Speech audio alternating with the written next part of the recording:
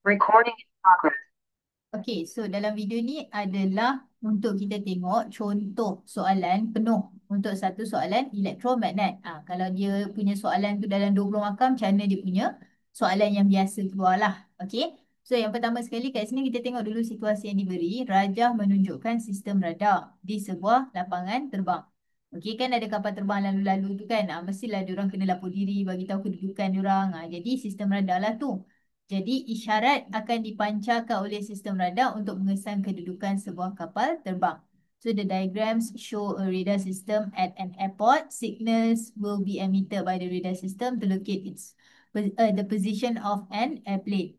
Okay, so dia akan gunakan gelombang elektromagnet.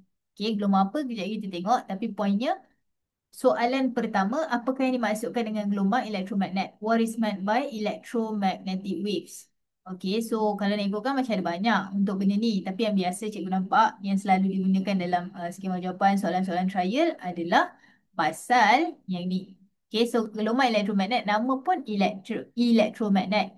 So dia ada elektrik, dia ada magnet. So dia adalah gelombang yang terdiri daripada medan elektrik dan medan magnet berayun berserenjang dengan satu sama lain. Okay, waves made up of electric field and magnetic field that oscillate perpendicularly to one another.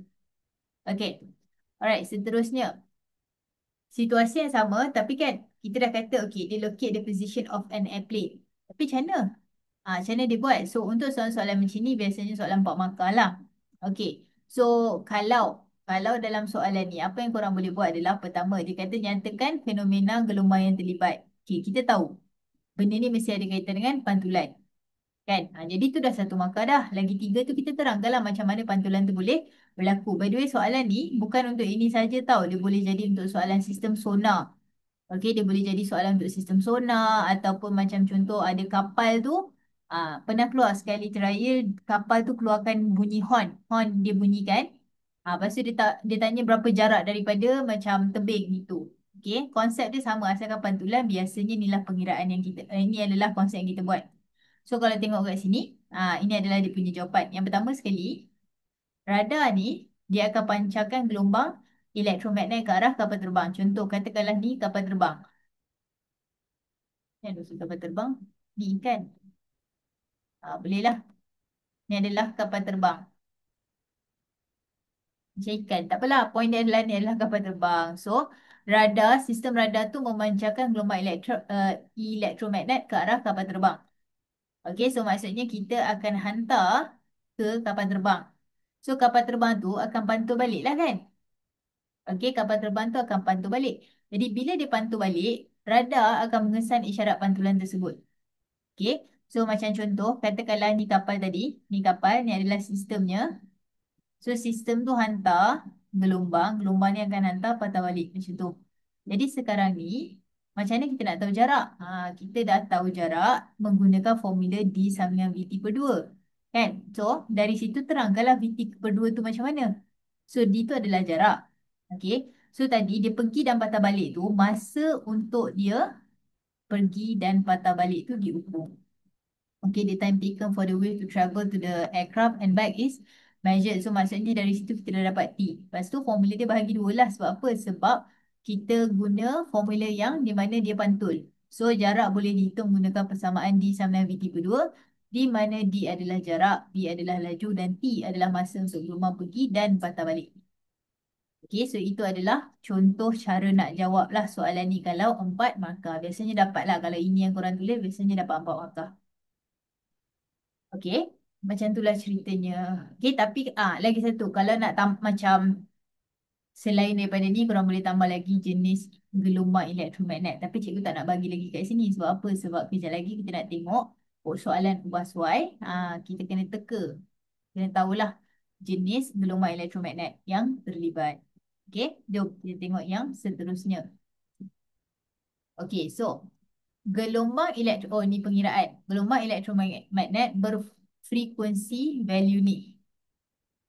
Okay, digunakan dalam sistem. Tiba-tiba dia kata hitung panjang gelombang. Calculate wavelength. Sudah. Okay, dia bagi kita frekuensi. Okay, fine. Tiba-tiba dia suruh cari lambda. Cukup ke maklumat? So, tapi kan, katakanlah dalam exam, korang fikir dulu. F dengan lambda, formula apa je yang ada? Formula V sama dengan F lambda. Itu je formula yang ada. Tapi problem lah. Kenapa problem? Sebab dalam situasi ni, mana speednya? Tapi korang kena ingat, elektromagnet ataupun electromagnetic wave, dia kan ada specific speed dia sendiri. Iaitu 3 kali 10 kuasa 8. Dalam udara ataupun dalam vacuum, kita consider dia sebagai 3 kali 10 kuasa 8. Ni kena ingat lah. Ataupun sebenarnya dalam exam dia bagi. Tapi korang kena tahulah bahawa inilah value-nya. Macam tu. Dalam buku, dalam apa exam, 3 kali 10 kuasa 8 ni diberi sebagai laju cahaya. Tapi samalah sebab cahaya adalah salah satu daripada gelombang elektromagnet. Okey, so F adalah 1500. Betul? Salah. Kenapa salah? Sebab nampak tak M besar? M besar adalah mega. So mega kena kali dengan 1,000,000. Okay, daripada megahertz nak tukar kepada hertz, orang kena kali dengan 1,000,000 atau 10 kali 10 kuasa 6. Okay, so inilah kan. Barulah boleh buat pengiraan berkenaan dengan lambda kita. So 3 X guna 8 bahagi dengan 1500 kali 10 kuasa 6. Dapatlah 0.2. Macam itulah cara kira dia. Okey, sekarang gelombang tersebut dipancarkan ke arah sebuah kapal terbang. Nampak ni dia bendanya. Kita akan pancarkan dia kepada satu kapal terbang. So kapal terbang tu kenalah dekat kapal kan, ni kapal. So bila kena kat kapal, benda tu akan patah balik. Tapi masa yang dia ambil untuk pergi dan patah balik. Ini korang kena bezakan tau. Adakah dia masa pergi sahaja, masa balik sahaja ataupun pergi dan patah balik. So dalam kes ni dia adalah pergi dan patah balik. So dia kata kira jarak antara pemancar dan kapal terbang. Dalam soalan ni, dia kata masa adalah 6.4 ms. Kadang-kadang pelajar bila dia nampak ms ni dalam kepala dia dalam meter per second. Apa laju kan? Tapi tak, dia tengah cakap pasal masa. It's talking about time. So 6.4 ms. What does that mean? What does this ms represent? So ms tu adalah sebenarnya millisecond. Okay. So kita dah ada time. Okay. Lepas tu kita nak cari distance. Dan benda ni patah balik. Jadi apa formula dia? Mestilah formula D sama dengan VT bahagi dengan 2. So D yang kita nak cari, V kita adalah 3 kali 10 kuasa 8. T adalah masa, kan? So 6.4. Tapi MS. Tadi M besar. Sekarang ni M kecil pula. MS tukar kepada S bahagi 1000 atau kali 10 kuasa negatif 3. Samalah. Okay, korang try lah. Kali 1000 ke bahagi, bahagi 1000 ke ataupun kali 10 kuasa negatif 3, korang akan dapat benda yang sama. Okay. So benda-benda prefix, tera, giga, mega, kilo, desi, senti semua tu, itu soalan boleh je keluar dekat dalam exam sebab lower form korang dah belajar. Okay, jadi take note lah. Hafalah sikit-sikit. Okay, lepas tu bahagi dengan 2 sebab bunyi dia patah balik. So kira lah 3 exponent 8 kali 6.4 exponent negatif 3 bahagi 2. 960,000. Jauh no? Okey, itulah dia meter. Jadi macam inilah contoh pengiraan. So dalam exam, mungkin yang ni 2 markah, yang ni 3 markah. Tengoklah suka dia. Tapi ingat tau, kadang-kadang pengiraan korang tahu prefix pula sangkut. So ambil masa, pergi Google, check list untuk prefix. Lepas tu ingat daripada sekarang supaya nanti tak serabut, tak kelang kabut. Alright, so seterusnya. Inilah soalan 10 markah. Dengan menggunakan konsep fizik yang sesuai, terangkan perubahan yang perlu dibuat untuk menambah baik sistem radar. Explain the changes that need to be made to improve the radar system. Jadi dalam ni dia dah bagi tahu siap-siap apa yang dia nak. Jenis gelombang yang dihantar, type of wave. So kita ada 7. Okay, radio, micro, infra semua tu. Sampailah ke gamma. Yang mana satu. Okay, lepas tu dia punya characteristic of the parabolic dish. Inilah parabolic dishnya. Mangkuk ni. Okay. Position of benda ni. Lepas tu jarak daripada piring ke pusat. Okay. So ini adalah benda yang kita kena cakap. Jadi jom tengok satu-satu. Okay, ini adalah bendanya tapi cikgu nak explain. So cikgu perlukan space kat sini. Okay, pertama, parabola buat daripada bahan yang kuat. Okay, kenapa tak mudah rosak akibat tiupan angin yang kuat? Kalau dah buat daripada kertas, hujan rosak lah. Mestilah tak jadi. So buat daripada bahan yang kuat. Diameter parabola kena besar. Okay. Dia konsep dia kenapa kita kena buat soalan latihan banyak-banyak sebab dalam exam kadang-kadang korang tak boleh harapkan macam memanglah boleh lah harapkan apa yang korang buat itulah yang keluar sebiji dalam exam ya betul tapi banyak konsep dia transferable benda-benda tu maksudnya korang dah belajar kat sini diameter parabola tu besar so ada soalan pasal diameter lagi tengok berkait tak kalau berkait besarlah macam tu macam contoh kanta diameter kanta besar. Walaupun tak sama reason dia tapi macam benda tu korang boleh bayangkan, benda tu boleh ingat. Jadi tak semestinya nak score tu kena soalan yang sebiji pernah buat. Boleh je soalan tu tak pernah buat pun tapi idea dia tu. Sebab itulah buat latihan. Anyway, diameter parabola kena besar. Larger diameter of parabolic dish. Kenapa boleh menerima banyak isyarat? Logik dia macam ni. Mangkuk ni, inilah parabolanya. So katakanlah korang ada mangkuk yang besar dengan mangkuk yang kecil. Dia kan hantar maklumat, lepas tu patah balik kan. So, bila patah balik, cuba korang tengok. Kalau mangkuk besar, macam ni lah yang dia terima. Kalau mangkuk kecil, inilah yang dia terima. Sebab yang lebih tu dah keluar daripada mangkuk. Macam mana dia nak dapat? Jadi, bila diameter tu besar, dia boleh menerima lebih banyak isyarat. Lepas tu, kedudukan yang lebih tinggi dari permukaan bumi. So, position is higher than the earth surface supaya isyarat tu tidak terhalang. Maksudnya contoh, cuba korang bayangkan. Tengoklah macam contoh piring astro tu. Piring astro tu orang letak kat mana? Bawah rumah dia ke atas rumah dia? Atas rumah kan supaya tak terhalang. Kalau dah letak bawah pokok, kan? Cuba korang bayangkan dia letak bawah pokok lah. Macam mana? Okay. So isyarat tidak dihalang ataupun tidak ada halangan. No blocking of the signal. Okay. So jarak penerima isyarat dengan pusat piring parabola. Okay, cerita dia macam ni. Ini adalah, kalau korang tengok dalam gambar ni, ni adalah X, ni adalah Y. Mangkuk ni adalah Y. Sebenarnya, isyarat tu diterima dekat mana? Maksudnya kita nak isyarat tu pergi mana sebenarnya? Dekat X ni ke ataupun dekat mangkuk tu, Y tu? So sebenarnya, dia adalah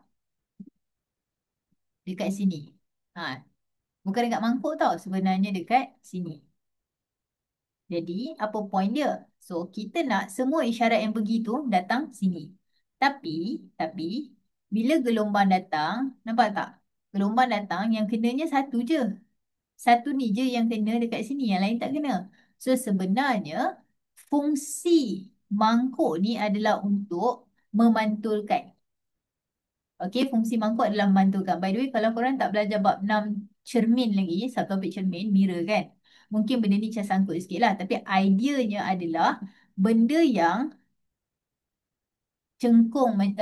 melengkung macam ni. Okay. Apa yang berlaku adalah bila cahaya, bukan cahaya je lah, gelombang datang. Dia akan pantul semula tau. Dia akan pantul semula dan pantulan tu akan bertemu dekat titik fokus. So dalam kes ni, gelombang datang, gelombang akan dipantulkan.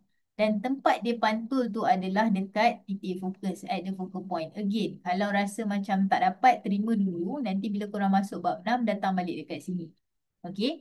So, ini adalah titik fokus dia. Jadi, ini adalah panjang fokus. Jadi, itu maksudnya jarak, okay, penerima isyarat, which is this one, dengan piring parabola tu, kena sama dengan panjang fokus dia.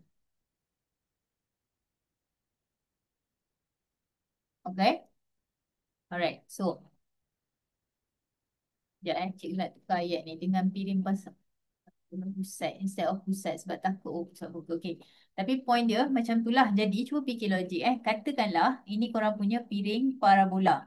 Okay. Lepas tu kan gelombang datang nak pantul balik. Lepas tu kan dia pantul dekat sini. Okey, dia pantul kat sini. Tapi korang pergi letak penerima isyarat kat sini. Tak kena lah. Tu maksud dia.